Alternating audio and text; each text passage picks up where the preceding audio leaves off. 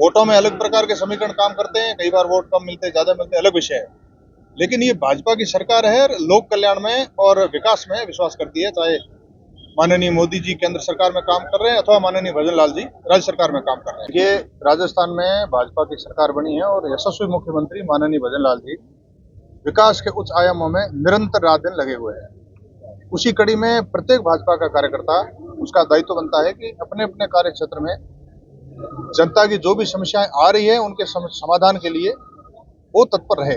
इसी कड़ी में जब से भाजपा की सरकार बनी है तब से लगातार, चाहे मेरे घर पे आवास पर हो अथवा मेरे निजी कार्यालय, निरंतर यह जन सुनवाई के माध्यम से लोगों की समस्याओं का समाधान करने का मैं प्रयास भी करता हूं।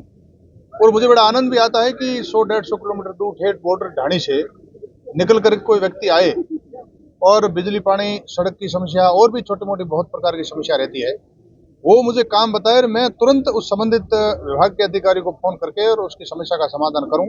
मुझे भी अच्छा लगता है और आने वाले को भी अच्छा लगता है कि मेरी समस्या का समाधान इस भाजपा की सरकार के माध्यम से हुआ है। तो मैं मेरे दायित्व का निर्वहन कर रहा हूँ। मुख्यतः क्या समस्या है, आम समस्या क्या सामने? देखिए, कहीं पानी की समस्या है, जेजेएम की चूंकि योजनाएं चल रही है, केंद्र सरकार की योजना चल रही है, जल्दी ही हर घर नल लगने वाला है, परंतु मान लो किसी कारण से वो नल कनेक्शन नहीं हुआ तो पानी की समस्या विकट है, बॉर्डर पर है और कई सालों से ये बॉर्डर पर समस्या है। फिर जहाँ सड़कें नहीं बनी है या सड़कें जर्जर है, टूटी हुई है या लाइट नहीं आ रही है, यहाँ डबल क्रॉप का एरिया जहाँ जहाँ अभी शियाड़ों की फसल है, जहाँ लाइट नहीं आ रही वहाँ भी समस्या है। नए राजस्व काम भी बन रहे हैं, ग्राम पंचायतों का गठन भी हो रहा है। तो सारे कार्यों को लेकर के ये जनता जनार्दन आदरणीय देवतुल्य लोग मेरे पास आते हैं, मैं समस्या का समाधान करने का प्रयास करता हूँ। स्वरूप सिंह जी, सोशल मीडिया का जमाना है, कुछ लोग पक्ष के भी हैं, कुछ विपक्ष के भी है।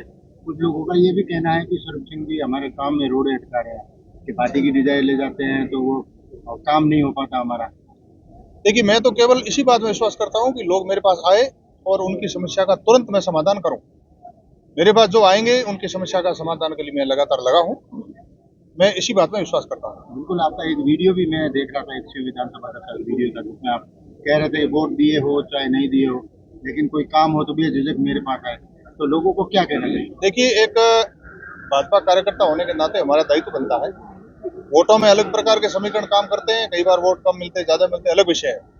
लेकिन ये भाजपा की सरकार है, लोक कल्याण में और विकास में विश्वास करती है। चाहे माननीय मोदी जी केंद्र सरकार में काम कर रहे हैं अथवा माननीय भजन लाल जी राज्य सरकार में काम कर रहे हैं। तो निश्चित रूप से अब वोटों का देने का नहीं देने का विषय नहीं रहता है। हमारा जो विजन है, हमारा संकल्प है कि संपूर्ण राजस्थान में विकास हो, अंतिम छोर पर बैठे हुए उस व्यक्ति का विकास हो, हर मूलभूत सुविधाओं से लाभान्वित हो, ये हमारा विजन होता है। तो इसलिए अब हमारे को ये काम करना है, हमारे को वोटों में नहीं जाना है, वोट मिले या नहीं मिले, वोट आएंगे तब देखेंगे, लेकिन लोगों को लाभ पहुंचाएं, सरकार के माध्यम से लाभ पहुंचाएं। बार बार सीएम साहब हर भाजपा के कार्यकर्ता को यही कहते हैं कि क्षेत्र में जाइए और लोगों की समस्या का समाधान कीजिए। इसलिए हम तो केवल पीएम साहब और सीएम साहब की आज्ञा का उसकी पालना कर रहे हैं, उसको फॉलो कर रहे हैं। तो अगले बजट में क्या कुछ बाड़मेर के लिए नई सौगात मिलने वाली है, कुछ चर्चा हुई है यहाँ के लोगों से या फिर प्रदेश नेतृत्व? निश्चित रूप से बाड़मेर के जितने भी विधायक है अथवा विधानसभा के जो प्रत्याशी है, सबको वहां जयपुर में बुला करके माननीय सीएम साहब ने सबसे सुझाव भी मांगे हैं और बाड़मेर जिले के विकास के लिए, विशेष करके पर्यटन के लिए हमने सुझाव दिए हैं, पानी के लिए सुझाव दिए हैं, स्कूलों में भी स्मार्ट बोर्ड बने और स्कूल क्रमोन्नत भी हो, यहाँ भवन भी बने और यहाँ पर्यटन का कॉरिडोर बने, वो चाहे रोहिड़ी हो, केराड़ू हो, बाखासर हो और देशनोक से लगाकर ठेठ तक अपने बाखासर तक ये पूरा कॉरिडोर बने।